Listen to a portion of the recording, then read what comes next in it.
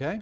And just so we can see what's going on, I'm also going to set the title of that view controller to be the segues identifier as well, the little photo underbar 1 or photo 1 or 2, just so we can see at the top what it is. So everyone understand what I'm doing in prepare for segue here? How I'm preparing my image view controller to do what it wants to do? Okay? So let's see if we got everything working here. Hopefully I didn't forget anything. And put it up. Try to get it working on our device here. Oh, here comes something. All right. So look, it's starting off in the landscape mode. I can rotate to either one. So let's try to take a look at the flower. Now, it did show me the flower, or at least the upper corner of it, but I can't scale around. I can't zoom. I can't do anything. I could go look at the peppers. Notice that my UI is kind of stuck. When I press jellyfish, now I can't change my mind. Once I change peppers, okay, I can't change my mind. And that's because I'm blocking that main queue by doing this fetch. Okay, so we're going to see how to fix that a little bit later. So this is good so far, but it'd be a lot nicer if I could take a look at this flower, right? Scroll around and look at it. So let's do that next. And we're going to do that by adding a scroll view. So I'm just going to go here to my storyboard. And here inside my image view controller, this is my image view controller, I'm going to add a scroll view.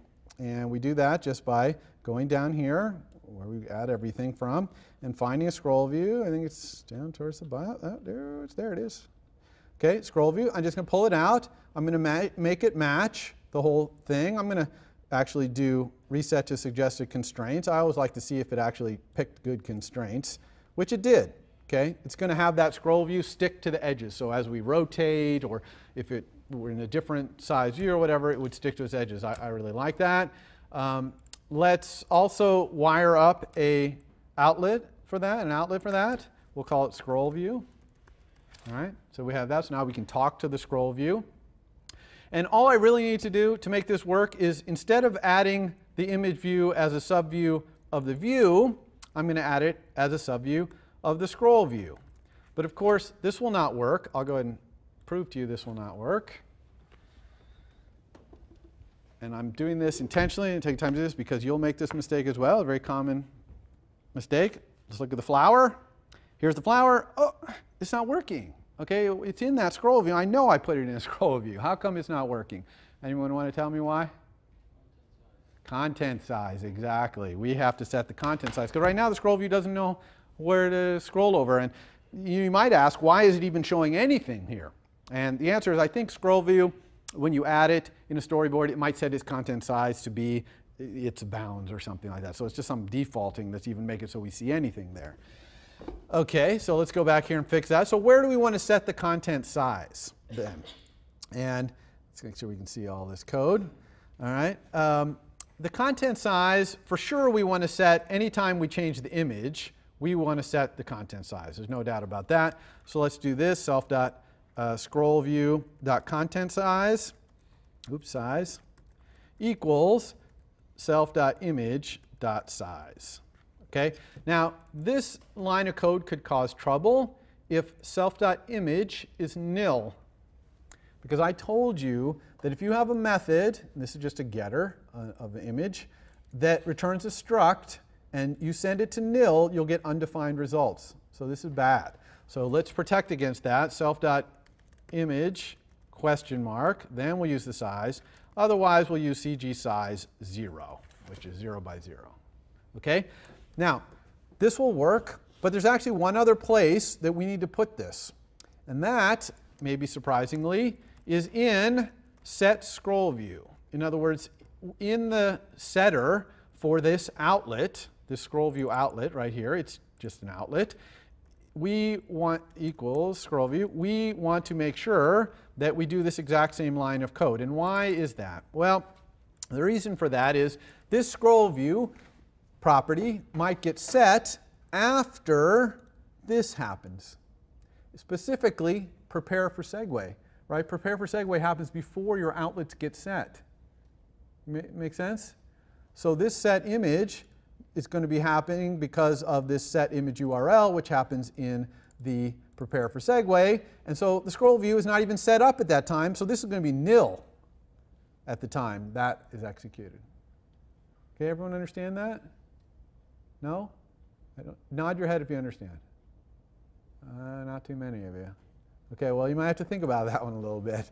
Okay, just understand that your outlets are not set when prepare for segue is preparing you. Okay, so prepare for segue is setting this image URL, which is happening this, which is causing this, which is going down to here, which is trying to do this, but this is nil. So this line will do nothing, as we're sending a message to nil here, so it just does nothing. So later, when this outlet comes along and gets set, then if we have an image, we want to make sure that we set our content size. Okay? All right, so you can cogitate on that.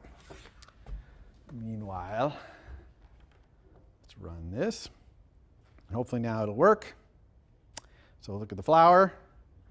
And oh, it's working. Okay, so there's our flower. It's a little hard to see because we can't zoom in. All right, it would be nice to be able to zoom in on this. Same thing with the peppers. The peppers are a little nicer to look at. That's not so nice to look at. But here you can look at the peppers over here. Okay, so these are too big. Obviously, we want to zoom in. So how are we going to zoom in? Let's do that. Zooming in, really simple. Remember I said you only need to do two things. Okay, one is you got to set the scroll view's minimum and maximum zoom scale. So we'll let it zoom into, let's say, 20% of the size of this image, or zoom out, and then we'll have the maximum zoom scale be 2 times. Okay, so we won't allow the image to get any bigger than twice as big, and we'll zoom down to 20%. And the other thing we need to do besides setting those is to set the scroll view's delegate and implement that other method. So I'm going to set the scroll view's delegate to self. Okay? This causes a warning. Do you see that yellow triangle? Why do you think there's a warning here before I click on it? Anyone? Yeah? You need to specify the delegate method of like which subview to actually zoom into. Yes. So that's yes, but there's an indirect step. And this warning is actually telling me something slightly different. But it's telling me something on the way to exactly what you're saying, which is we got to implement that view to zoom thing. But that's not what this warning is warning us about. This warning is saying that you are assigning this delegate to an object that does not implement the scroll view delegate protocol. Okay? Now, that's not implementing the methods. That's declaring that it does it. That's this up here. Okay?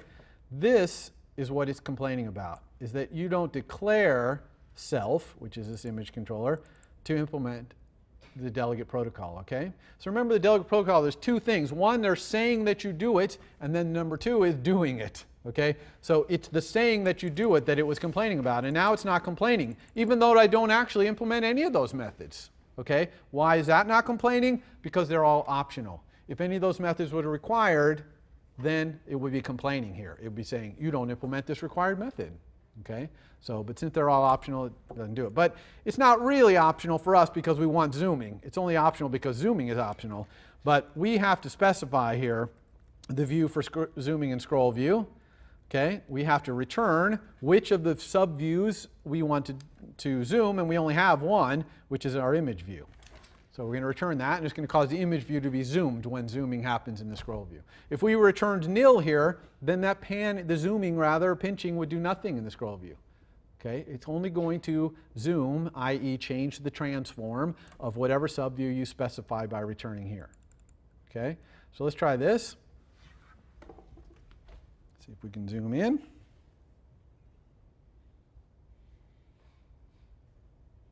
All right, so we got the flower. Here's our flower. Let's try zooming in. Indeed we can. Okay, we can zoom around. Now, I haven't set it so that it zooms small enough to be smaller than the scroll view, but because I'm holding it right here, if I let it go, it zooms out. But if I allowed that, then what would happen is you'd have this white border at the bottom. You see that? And that white border, that's the background color of the scroll view showing through. Okay? And I can zoom in. I can zoom even in so far that it starts to get a little pixelated because I'm zooming in more than the picture even has pixels to show me. So right in the middle there you can see a little stair step. Okay? Makes sense? We could look at another one, the peppers. Okay, here's the peppers. Let's zoom down. Okay? Makes sense? So we're making really good progress here. One problem though is if I say flowers and then, oh, again, my UI is blocked. What's going on? I really got to fix that. Okay, we don't want our UI to be blocked when we pick one. For example, if I pick jellyfish, I might, if it's taking a long time, I might want to change my mind and then go pick flower. Okay, so I want to be able to do stuff in my UI without it being blocked by this network call. Okay, so let's fix that. And the way we're going to do that is by doing that URL fetch, this one right here, in another thread, okay, on a different queue. And so how are we going to do that? Really, really simply, I'm just going to get rid of this line of code, comment it out actually, and I'm going to say self start downloading image. Okay, and then we're going to implement this method, start downloading image. Okay, and all this thing needs to do is start that download happening. It's going to happen in another thread. It's going to call us back with that completion handler, and when it does, I'm going to execute this line of code, basically. Okay, but this part I'm going to do using the URL download task that we saw in the slides. Okay, so let's talk about this start downloading image and what this method needs to look like. The first thing is I'm going to set image to nil. Okay. I've been asked to start downloading a new image. While it's downloading, I'm going to clear out whatever's in my image view currently. Okay? So I'm just going to blank that out. So I'm going to set my image to start off to be nil. And then as long as I have an image URL to go try, then we'll try doing a download. And as we saw in the slides, let's make a lot of space here. Oops. We need to make this URL request. Okay? We'll call it request, and that's just ns URL request, request with URL. And what's the URL we want? Self.image URL.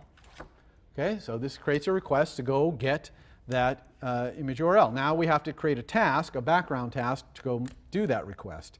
So let's do this URL session configuration thing, which I kind of hand-waved in the slides. But the configuration, really, there's 3 different kinds of configurations you can have. It's pretty simple. One is an ephemeral session configuration. That's just if you're going to download something and you're going to be done. And that's exactly what we're doing.